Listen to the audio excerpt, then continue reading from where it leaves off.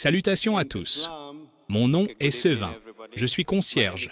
Et aujourd'hui, je suis ici avec une intention claire. J'ai 6 questions qui me préoccupent profondément. Si j'obtiens des réponses claires et convaincantes, je suis prêt à accepter l'islam. Ma première question est la suivante. Comment savoir que l'islam est la véritable religion?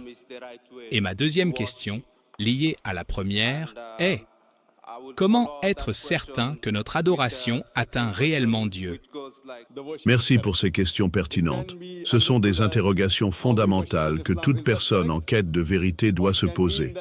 L'islam, par définition, signifie soumission à Dieu, et il est basé sur une révélation qui prétend être la parole divine préservée, le Coran. Mais comment en être certain? Tout d'abord, il faut comprendre que Dieu a toujours donné aux hommes des signes pour qu'ils puissent reconnaître la vérité. À travers l'histoire, ces signes ont pris différentes formes. À l'époque de Moïse, paix sur lui, les gens croyaient aux miracles, et Dieu lui en a accordé, comme l'ouverture de la mer Rouge. À l'époque de Jésus, paix sur lui, la guérison miraculeuse était un moyen puissant d'attirer les gens vers la foi. À l'époque du prophète Muhammad, paix et bénédiction sur lui, les Arabes étaient les maîtres de la poésie et de l'éloquence, et le Coran les a défiés par sa perfection linguistique. Aujourd'hui, nous vivons dans l'ère de la science et de la raison. La vérité d'une religion doit donc pouvoir être prouvée par des faits concrets et rationnels. Si une écriture est réellement d'origine divine, elle ne doit contenir aucune erreur, que ce soit scientifique, historique ou logique. Le Coran est le seul livre religieux qui passe ce test sans la moindre faille. Prenons quelques exemples concrets. 1. La création de l'univers, le Big Bang. Les incroyants n'ont-ils pas vu que les cieux et la terre formaient une masse compacte? Nous les avons ensuite séparés. Sourate Al-Anbiya. Ce verset décrit un concept découvert par la science moderne, alors que personne ne le connaissait à l'époque de la révélation du Coran. Et nous avons fait de la terre une forme d'œuf. Sourate An-Naziat. Le mot arabe utilisé dahaha signifie étendu, mais il fait aussi référence à l'œuf d'autruche, qui est sphérique mais légèrement aplati au pôle. Ce n'est qu'après de longues recherches que la science a confirmé cette réalité. Béni soit celui qui a placé dans le ciel des constellations et y a placé une lampe, le soleil, et une lune éclairante. Sourate Al-Furqan. Les anciens croyaient que la lune avait sa propre lumière. Le Coran a précisé qu'elle éclaire en reflétant la lumière du soleil, ce que la science a confirmé bien après. Et le soleil court vers un lieu qui lui est propre. Telle est la détermination du Tout-Puissant, de l'Omniscient. Sourate Yasin. Pendant longtemps, les scientifiques pensaient que le soleil était fixe. Ce n'est que récemment qu'ils ont découvert qu'il se déplace dans la galaxie à une vitesse impressionnante. Ces exemples ne sont qu'une infime partie des nombreux faits scientifiques mentionnés dans le Coran, bien avant leur découverte. Comment un homme illettré, vivant dans un désert il y a 1400 ans, aurait-il pu mentionner ces vérités sans une révélation divine? La seule explication logique est que ces connaissances ne viennent pas de Muhammad, paix et bénédiction sur lui, mais de Dieu lui-même. Sevin, ta deuxième question est tout aussi essentielle. Si une personne prie, comment savoir que Dieu l'écoute et accepte son adoration? Le Coran répond à cette question directement. Quand mes serviteurs t'interrogent à mon sujet, alors je suis tout proche. Je réponds à l'appel de celui qui m'invoque, quand il m'invoque. Sourate Al-Baqarah. En islam, aucun intermédiaire n'est nécessaire entre l'homme et Dieu. Contrairement à d'autres religions où l'on prie des prêtres, des saints ou des statues, en islam, chaque croyant parle directement à Allah. Pour que la prière soit acceptée, 3 conditions doivent être réunies. Un être sincère dans son invocation. 2. Avoir une intention pure, sans hypocrisie. 3. Patienter et accepter la réponse d'Allah, qu'elle soit immédiate ou différée. L'islam se distingue par cette relation directe entre le croyant et son Créateur. Il n'y a pas besoin d'une autorité religieuse pour valider une prière. C'est un lien personnel entre l'homme et son Seigneur. Le Coran affirme clairement « La vérité est venue et l'erreur a disparu, car l'erreur est destinée à disparaître. » Sourate Al-Isra. Quand une personne cherche la vérité avec sincérité, et qu'elle analyse objectivement les preuves, elle arrive à la conclusion que l'islam est la seule religion qui a su préserver son message d'origine sans altération. Si tu cherches la vérité, alors analyse ces preuves, réfléchis par toi-même et demande à Allah de te guider vers ce qui est juste. Merci, Dr Zakir. Mais dans vos précédents discours, vous avez mentionné que Jésus, paix sur lui, a dit que pour entrer au paradis, il faut suivre les commandements de Moïse. Mais aujourd'hui, avec les défis du monde moderne et toutes les distractions, comment est-il possible de respecter ces lois? Et si une personne commet des erreurs et se repent, Dieu lui pardonne-t-il? Merci pour cette question très pertinente. Il est vrai que dans l'Ancien Testament et dans les paroles de Jésus, paix sur lui, nous trouvons l'ordre de suivre les commandements donnés à Moïse.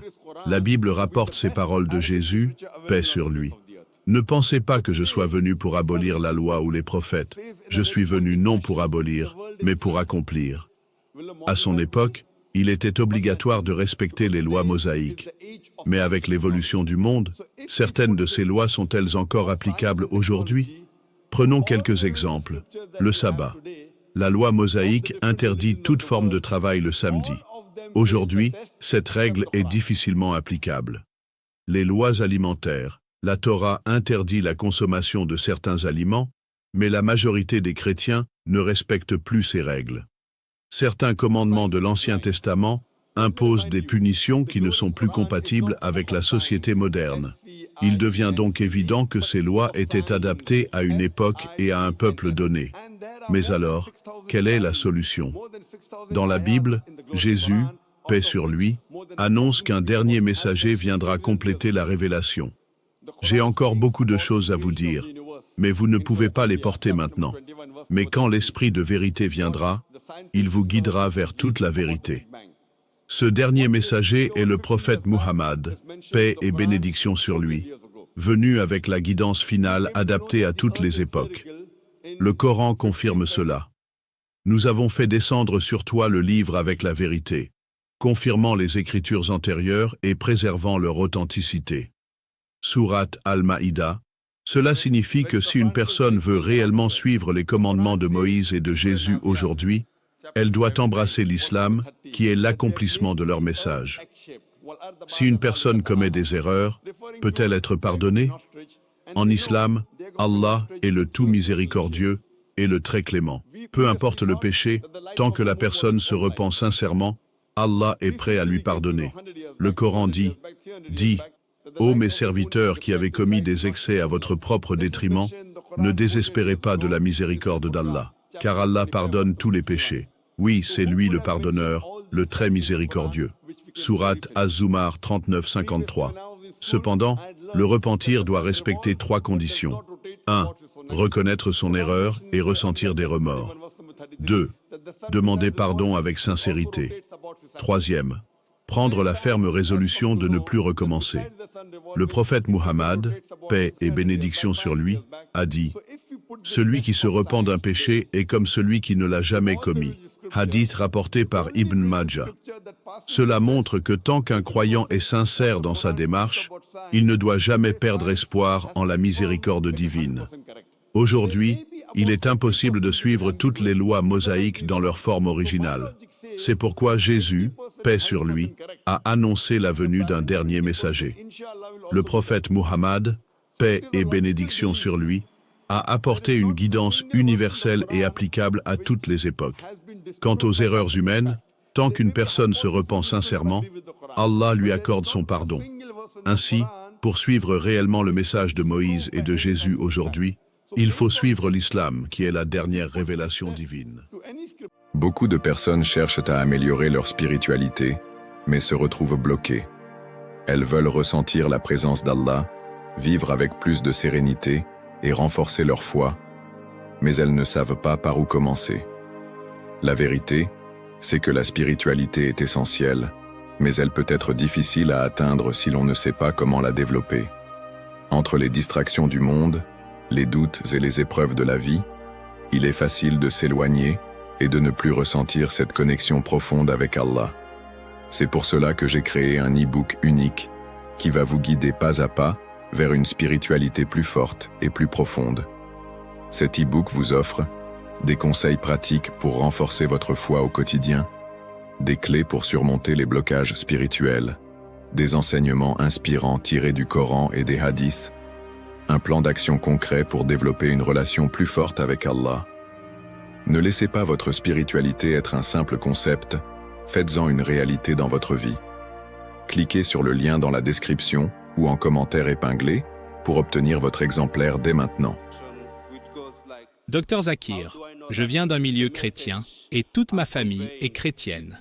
Si je me convertis à l'islam, comment vais-je gérer ma relation avec eux? Comment puis-je vivre avec ma famille alors que nous aurons des croyances différentes? Merci pour cette question importante. Se convertir à l'islam tout en ayant une famille chrétienne peut sembler être un défi, mais il est essentiel de comprendre que l'islam ne demande pas à une personne de rompre ses liens familiaux. Le Coran enseigne le respect et la bienveillance envers les parents, quelle que soit leur religion. Nous avons enjoint à l'homme de bien traiter ses parents. Sa mère l'a porté avec peine et l'a mis au monde dans la douleur. Son sevrage a lieu à l'âge de 2 ans. Sois reconnaissant envers moi et envers tes parents. Vers moi est la destination finale. Sourate Luqman 31-14.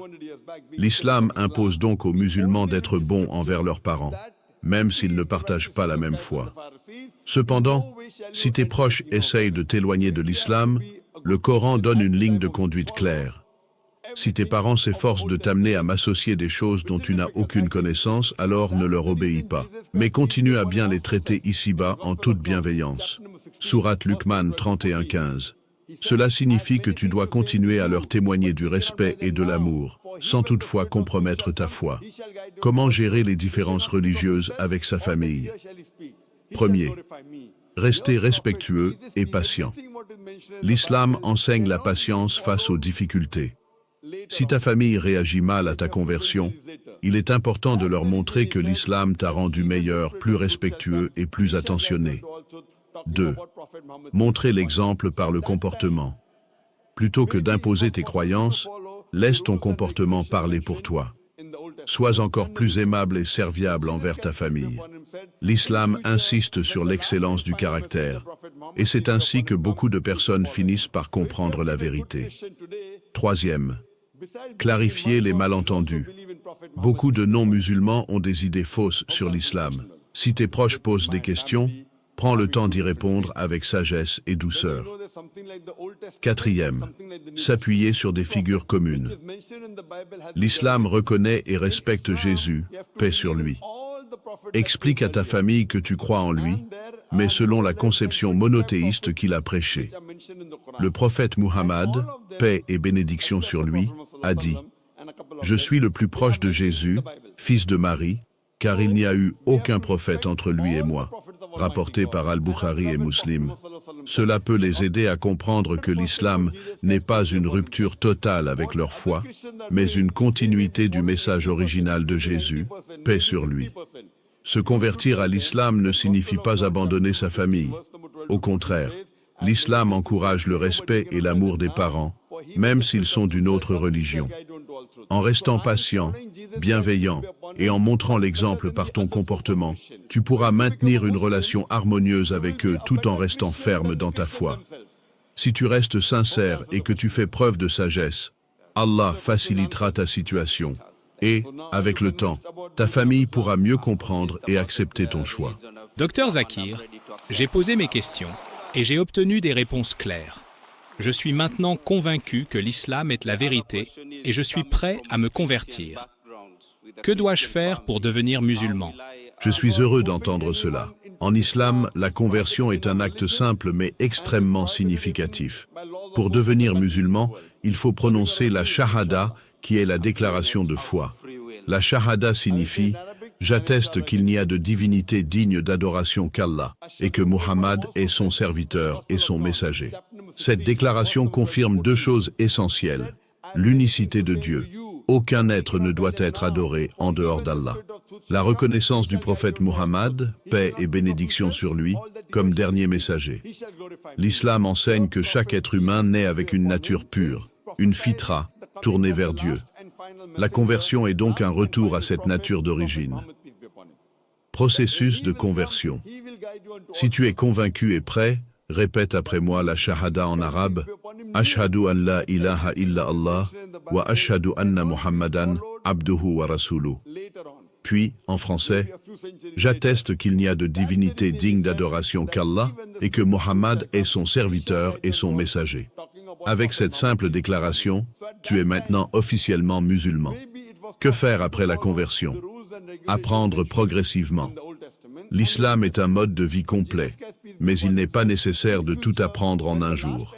Prends le temps d'étudier les bases, la prière, le Coran, les piliers de l'islam. Observez la prière. La prière est la connexion directe avec Allah. Elle structure la journée et renforce la foi. Commence par apprendre Al-Fatiha et les gestes de la prière. S'entourer de bonnes personnes. L'environnement joue un rôle important. Fréquente des musulmans sincères qui pourront t'aider dans ton cheminement. Demandez à Allah de te guider. Le prophète Muhammad, paix et bénédiction sur lui, a dit « Celui à qui Allah veut du bien, il lui facilite la compréhension de la religion. » Rapporté par Al-Bukhari et Muslim. Fais des invocations. Demande à Allah de te renforcer et de te guider sur cette voie. Félicitations pour ce pas décisif. Tu as maintenant rejoint la religion de la vérité, celle de tous les prophètes, de Moïse, de Jésus et de Muhammad, paix sur eux. Je prie pour qu'Allah te facilite et te renforce dans cette nouvelle étape de ta vie.